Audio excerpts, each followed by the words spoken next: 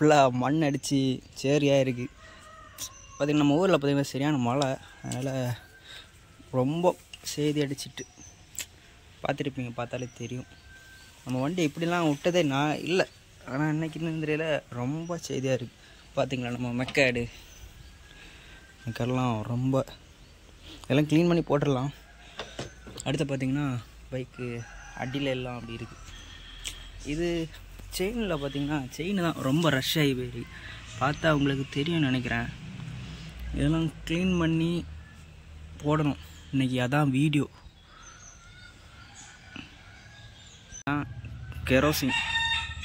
கெரோசினில் இது டீசலு, இதை வச்சு தான் நம்ம செயினை க்ளீன் பண்ணிவிட்டு இதை வச்சு லூப் பண்ணும்.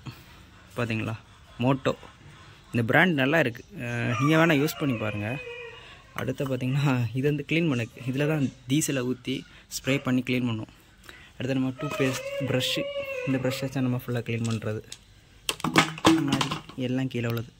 பார்த்திங்கன்னா 10-11 ஸ்பேனரும் ரிங் ஸ்பேனரும் அடுத்து 8 டீ ஸ்பேனரும் இப்போவுமே வாங்கி வச்சுருங்க. ஏன்னா நம்ம எஃபிசெட் பைக் வச்சுருந்தீங்கன்னா கண்டிப்பாக வாங்கி வைங்க, ஏன்னா செயின் லூப் பண்ணினரும் தேவைப்படும். இந்த மெக்காடு இதெல்லாம் கலத்தினரும் கண்டிப்பாக தேவைப்படும். இதில் ஒரு மெக்காடு வரும், அந்த மெக்காடு அப்படியே கலத்து எங்கே வச்சிடணும், ஒதுக்கி வச்சுட்டு பார்த்திங்கன்னா இன்னும் ஒரு மெக்காடு இருக்கும் உள்ள. அந்த மெக்காடை உங்களுக்கு விருப்பம் இருந்தால் கலத்தலாம், ஏன்னா ரொம்ப மண்ணாக இருந்தால் கண்டிப்பாக கலத்திடுங்க. கலத்தி உள்ளே எல்லாம் மண் நிறைய இருக்கும், பார்த்திங்கன்னா உள்ளே நிறைய மண் இருக்கும். அதெல்லாம் க்ளீன் பண்ணி ஃபுல்லாக பண்ணால் தான் வண்டி பக்காவாக இருக்கும். செயின் டைட்டெல்லாம் கரெக்டாக இருக்குது, செயின் தான் ரொம்ப ரஷ் ஆகிடுச்சு, இதெல்லாம் க்ளீன் பண்ணணும். அடுத்து பார்த்திங்கன்னா இந்த மெக்காடை நான் எப்போவுமே கலத்தை தான் செய்வேன், ஏன்னா எனக்கு எப்போவுமே மண் ரொம்ப இதாகிடும், அதனால் எப்போவுமே கலத்த மாட்டேன், எப்போமா அதை கலத்திடுவேன். இதை கலத்திட்டு இதில் ஒரு செயின் ரப்பர் இருக்கும், அந்த ரப்பரையும் கலத்தி க்ளீன் பண்ணிட்டு தான் போடுவேன். கைஸ் பார்த்திங்கன்னா இந்த மெக்காடை நான் கலத்தி எடுத்துட்டேன். இப்போ புரியுதா இதுக்கு நான் அந்த மெக்காடை கலத்தினேன்னு? இப்போ பார்த்துருக்கீங்க தெரியும் சாக்கப் சருக்கு அடியில் எவ்வளோ மண் இருக்குதுன்னு. இதெல்லாம் க்ளீன் பண்ணணும். க்ளீன் பண்ணிவிட்டு அடுத்து தான் இருக்கலாம் இந்த செயின் ரப்பர், இதையும் கலத்தி லைட்டாக க்ளீன் பண்ணிட்டு தான் போடணும். அடுத்து என்ன, ஃபுல்லாக மண் ஆகிட்டு கைஸ், ஏன்னா அந்தளவு மழை.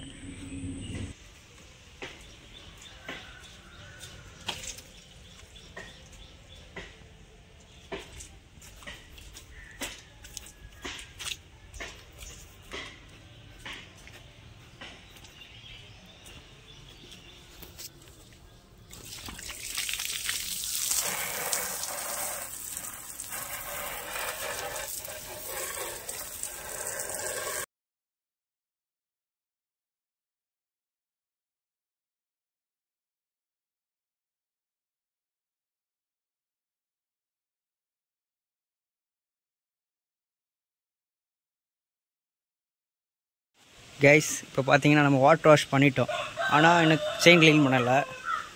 பார்த்தீங்கன்னா நீங்கள் பைக் எப்போவுமே க்ளீன் பண்ணி வரும், ஷாம்பு அந்த மாதிரி சோப்பு அந்த மாதிரி மெட்டீரியல் வந்து பைக்கு க்ளீன் பண்ணக்கு யூஸ் பண்ணாதுங்க.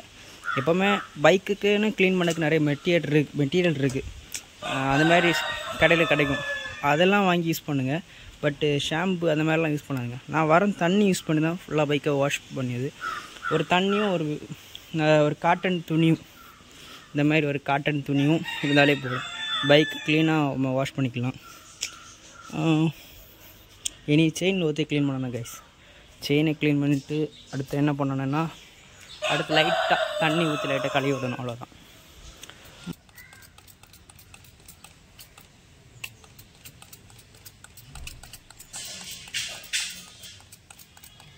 பார்த்திங்களா அப்படியே கெரோசின் அடிக்க நேரம் அப்படியே போயிடும். நம்ம தேய்ச்சி கரெக்டாக கழுவணும், இருந்து டைம் எடுக்கணும் கைஸ். நம்ம பைக்கை நம்ம தான் கழுவணும், வேறு யாரும் கழுவி வர மாட்டாங்க.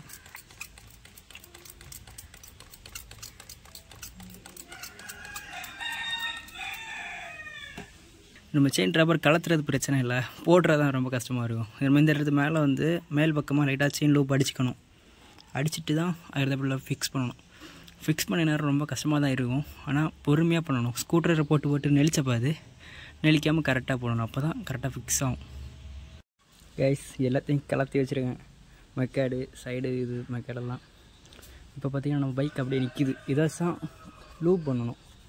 நம்ம க்ளீனாக எல்லாம் செயின் ரப்பரை ஃபிக்ஸ் பண்ணிட்டோம் உள்ள கரெக்டாக.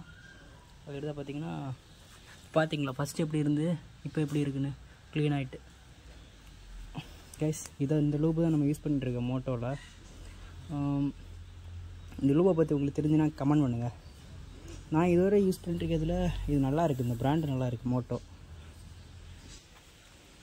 கைஸ் ஃபஸ்ட்டு நம்ம பைக்கை ஸ்டார்ட் பண்ணி ஃபஸ்ட்டு கியரில் போடணும்.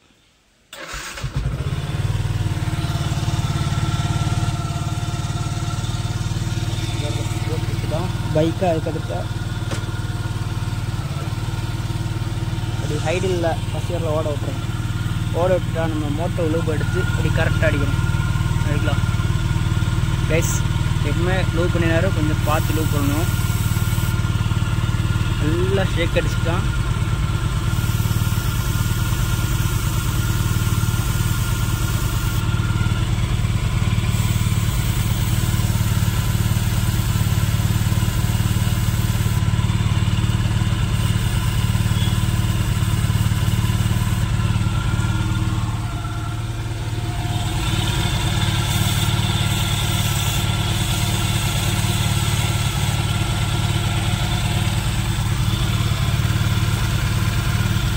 கைஸ் மோட்டோ லூப் தீர்ந்து போச்சு பார்த்தீங்களா?